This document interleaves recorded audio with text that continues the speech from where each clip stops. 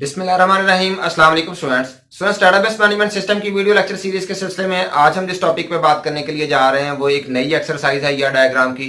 तो आज हम एक नई एंटी रिलेशनशिप डायग्राम को डेवलप करने के लिए जा रहे हैं, कंपोज करने के लिए जा रहे हैं। तो चलिए आइए टाइम ज़ाया किए बगैर हम इसे स्टार्ट लेते हैं और देखते हैं कि आज हमें क्या नया सीखने को मिलता है। तो यहाँ पे सबसे पहले हम पैराग्राफ को जो है वो रीड आउट करता हूँ ताकि आप लोगों को सबसे पहले जो है वो सिनेरियो जो है प्रॉब्लम जो है उसकी अच्छी तरह से आप अंडरस्टैंड कर लें। उसके बाद हम इसे ड्रा करना शुरू करते हैं। ड्रा करने के बाद हम उसकी एंटिटीज को डिफाइन करेंगे, एंटिटीज के एट्रीब्यूट्स को डिफाइन करेंगे और फाइनली हम उसकी कार्डिनैलिटी जो है वो डिफाइन करेंगे। तो आप गौर से इसे सुनिएगा। इंशाल्लाह ताला हम यहाँ पे इस प्रॉब्लम में कुछ नया हमें देखने को मिलेगा, कोई नई जो है वो एट्रीब्यूट्स हम फाइंड आउट करेंगे यहाँ पे। तो ए कॉलेज कोर्स में have one or more scheduled sections. तो यहाँ पे स्ट्रेट फॉरवर्ड उसने बता दिया है कि एक तो सबसे पहले हमारे पास कोर्स है और दूसरा कौन सा है, सेक्शंस है। अच्छा, इसके बाद है a college course may have one or more scheduled sections or may not have a scheduled section. Attributes of course include course ID, course name and units. इसके बाद attributes of section include section number and section ID. इसके बाद semester ID is composed of two parts, semester and year. इसके बाद section number is an integer such as 1 or 2 that distinguishes one section from another from the same course but does not uniquely identify a section. तो सबसे पहले हम देखते हैं कि हमारे पास एंटिटीज कौन कौन सी हैं।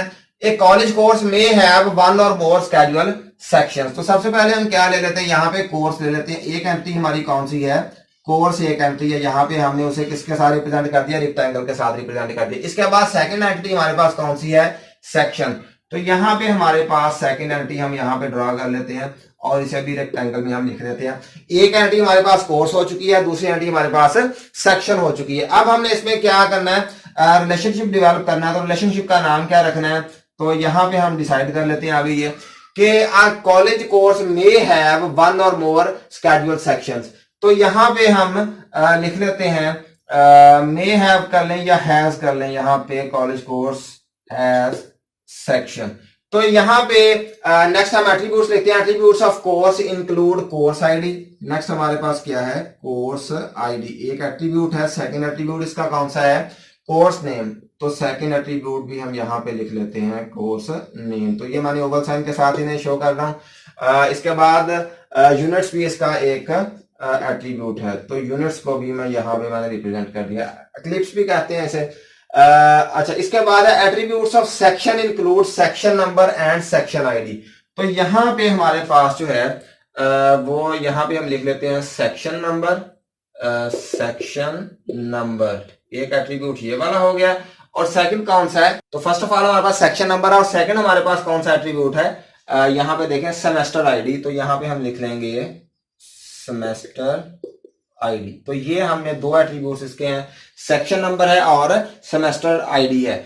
तो यहाँ पे है कि semester ID is composed of, यहाँ पे ये सेक्शन आईडी नहीं है, सॉरी, यहाँ पे ये सेमेस्टर आईडी है, सेमेस्टर आईडी। तो semester ID is composed of two parts, semester and year. तो यहाँ पे ये देखें, अभी तक हमने ये देखा था कि हमारी जो भी एंटिटी है उसके कुछ एट्रीब्यूट्स हैं, जिस तरह से कोर्स आईडी है, कोर्स नेम है, यूनिट्स है। इसी तरह से हमारे पास सेक्शन है, उसका सेक्शन नंबर है या फिर सेमेस्टर आईडी है। तो ये दो उसके एट्रीब्यूट्स हैं, लेकिन उसके सब एट्रीब्यूट्स भी हैं। यहाँ पे ये देखें, जिस तरह से मल्टी वैल्यू एट्रीब्यूट्स होते हैं। यहाँ पे क्या कह रहा है, ये semester ID is composed of two parts, that is semester and year. तो डेफिनेटली इसके हम मजीद एट्रीब्यूट्स बनाएंगे। कौन से हैं, एक हम हमारा क्या यहाँ पे एट्रीब्यूट बनेगा सेमेस्टर के, कौन सा सेमेस्टर है, और सेकंड उसका क्या बनेगा, उसका एट्रीब्यूट ईयर का। तो देखें हमने एट्रीब्यूट से मजीद आगे जो है वो एट्रीब्यूट से वो ड्राइव किए हैं। तो यहाँ पे कोर्स हैज सेक्शन, सेक्शन के एट्रीब्यूट्स कौन से हैं, सेक्शन नंबर और सेमेस्टर आईडी, सेमेस्टर और ईयर। तो ये वाले जो दो एट्रीब्यूट्स हैं ये इसके सब एट्रीब्यूट्स हैं सेमेस्टर आईडी के। तो यहाँ पे एक और चीज जो है वो नोट करना है हमें कि भैया देखिए, कोर्स है उसका सेक्शन है।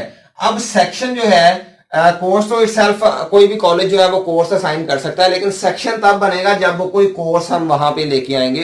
तो डेफिनेटली सेक्शन किस पे डिपेंड कर रहा है, सेक्शन जो है वो कोर्स पे डिपेंड कर रहा है। तो सेक्शन जो है ये वीक एंटिटी है हमारे पास, स्ट्रॉन्ग एंटिटी नहीं है। और आपको पता है कि जो वीक एंटिटी होती है उसे हम डबल रेक्टेंगल के साथ शो करते हैं, जबकि जो स्ट्रॉन्ग एंटिटी होती है उसे हम सिंगल रेक्टेंगल के साथ शो करते हैं। अब सेक्शन क्योंकि वीक एंटिटी थी इसलिए हमने किसके साथ शो किया, डबल जो है वो रेक्टेंगल के साथ शो किया है। अब हम इसकी कार्डिनैलिटी की तरफ आते हैं। Section number is an integer such as 1 और 2, तो सेक्शन नंबर जो है 1 हो सकता है, 2 हो सकता है, that distinguishes one section from another. तो यहाँ पे इसने ये बताया कि one section from another from the same course but does not uniquely identify section. कहता है कि वो सेक्शन नंबर जो है इसकी वैल्यू 1 हो सकती है, 2 हो सकती है, और ये बेसिकली डिफरेंशिएट करेगा हर कोर्स के हर सेक्शन को, या तो 1 होगा वो, या 2 होगा, या उसकी वैल्यू जो भी हो, लेकिन कहते हैं वो यूनिकली आइडेंटिफाई नहीं करेगा। तो ये एक मजीद बात यहाँ पे बताने का मकसद ये है कि भाई जो ये डबल रेक्टेंगल जो डबल ओवल साइन लग गया मुझसे, ये डबल नहीं है, बेसिकली है सिंगल ही, वैसे मैंने लगा दिया था डबल। तो यहाँ पे जो हमारे पास यूनिकली आइडेंटिफाई यानी कि प्राइमरी की वाली जो एट्रीब्यूट होगा, मैंने आपको पिछले लेक्चर में बताया था कि ये वाले जो एट्रीब्यूट्स हैं ये कॉलम्स बन जाते हैं।